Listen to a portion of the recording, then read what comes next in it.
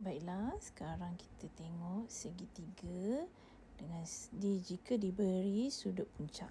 Apa tu sudut puncak? Okey, ini adalah segitiga. Okey, jika ini adalah segitiga dan bahagian bawah ni nilai bawah diberi, bermaksud yang diberi tu kita nyatakan sebagai tapak.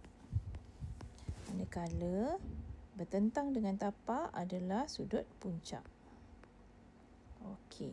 So, sudut puncak ni saya nyatakan dia sebagai theta lah, theta sudut. Okey. Untuk kaedah ni kita ada satu kaedah dalam lukisan kejuruteraan yang mana ada 3 soalan yang boleh ditanya, tapi langkah kerja awal adalah sama. Baiklah, apa langkah kerja jika diberi tapak, sudut puncak dan 3 lagi perkara? Okey, apa 3 lagi perkara tu? Okey, cuba buat kat sini. Pertama, jika diberi sisi, jika diberi tinggi dan jika diberi sudut tapak. Okey. Jadi kaedah untuk yang ni saya tunjukkan di bawah ni. Okey. Contoh kita diberi tapak. Tapak dia dah bagi tapak A dan B. Okey, contoh sudut puncak adalah, saya bentar, letak kat sini, sudut puncak 60. Contohnya sudut puncak adalah 60 contoh ya. Jadi kita pergi langkah pertama. Langkah pertama, tapak AB dibahagi kepada 2. Bahagikan tapak AB ni kepada 2 bahagian yang sama. Okey, cikgu tanda pangkah-pangkah tu maksudnya kita buat kaedah membahagi garisan ya. Kaedah membahagi garisan, that's mean ada 2 pangkah di atas dan 1 pangkah atas, 1 pangkah bawah. Okey, langkah pertama. Langkah kedua, kita buat sudut. Okey, sudut tak kisah di bahagian A atau di bahagian B, tak kisah mana satu. Okey, tak kisah di mana-mana. Dan kita buat sudut 90 darjah tolak sudut puncak. Sudut puncak kita adalah 60 darjah. Okey, 60 darjah. So, baki ni adalah 30 darjah. Baki dia kita lukis dekat salah satu antara A atau B.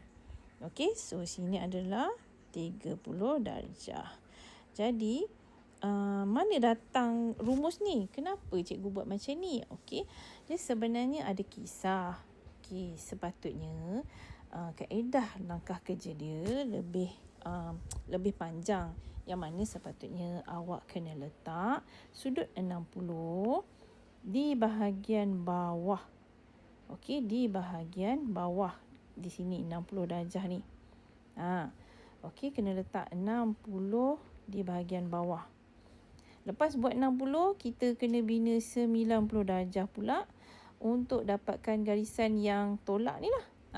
Jadi kita dibenarkan untuk buat shortcut yang mana 90 tolak 60, dapatkan terus 30 darjah dan dapatkan dia punya kedudukan dia lah, titik persilangan. Okey. Dengan menggunakan titik persilangan ni, dapatlah kita buat satu bentuk mentol. Mentol macam ni.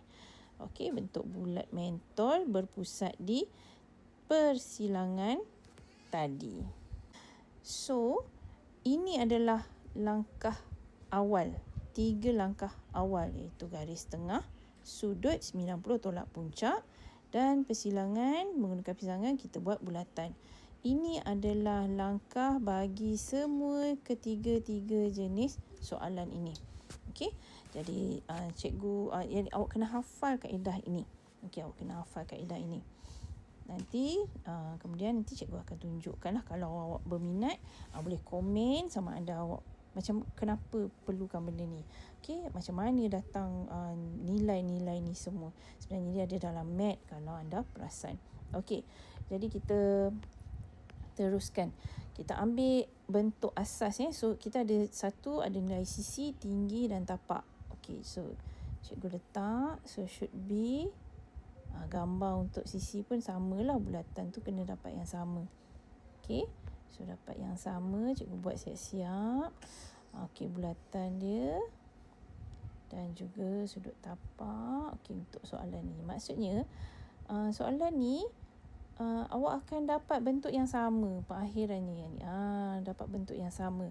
Tapi macam mana kita nak react ataupun menyelesaikan masalah menggunakan nilai yang dia bagi. Okey. Nilai sisi, macam ni kita nak tahu dia bagi nilai sisi. Dia bagi nilai sisi bila bentuk dimensi, garisan dimensi kita sengit ikut sisi. Okey, ini adalah dimensi. Jika tinggi, bagaimana kita tahu ia memberi tinggi? Okey, macam mana awak tahu dia bagi tinggi? Bila kita tengok garisan dimensi dia rata dengan tapak. Straight line dengan tapak. Dan dia bahagian puncaknya adalah selari dengan tapak. Dia selari macam ni. So, dia punya dimensi dia selari dengan tapak. Itu adalah tinggi. Okay, sudut tapak kita tahu dia adalah bahagian tapak. Dia berada di bahagian tapak. Saya letak dia X darjah. Okey. So, macam mana kita nak menyelesaikan dia? Okey, jika diberi sisi, kita hanya perlu lihat segitiga tersebut. Jika dia bagi sebelah kanan, so kita ambil pada titik B dan tandakan sahaja jarak sisi. Okey, jarak sisi. Jadi, segitiga kita dah dapatlah. Okey, segitiga kita dah dapat yang ni. So, inilah segitiga kita. Okey.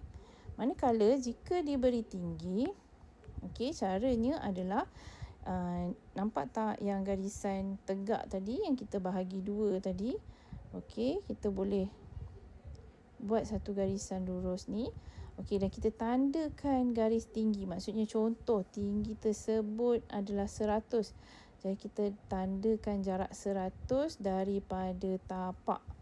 Okey, daripada tapak tandakan 100 dan ambil tapak, garisan tapak ni selarikan dia. Okey, kita selarikan garisan tapak sehingga ada persilangan ni.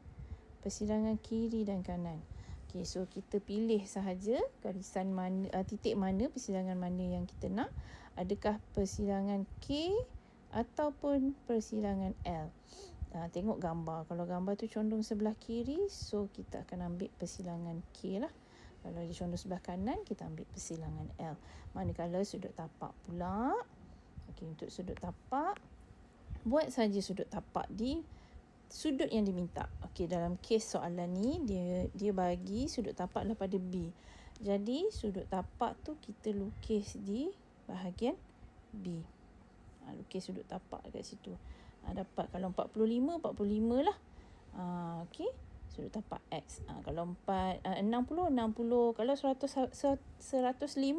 buatlah sudut tapak 105 dan lengkapkan segitiga tersebut. Okey. So kita ada 3 jenis soalan dekat sini. Okey. So daripada sini kita tahu ada 3 soalan daripada kaedah sudut puncak.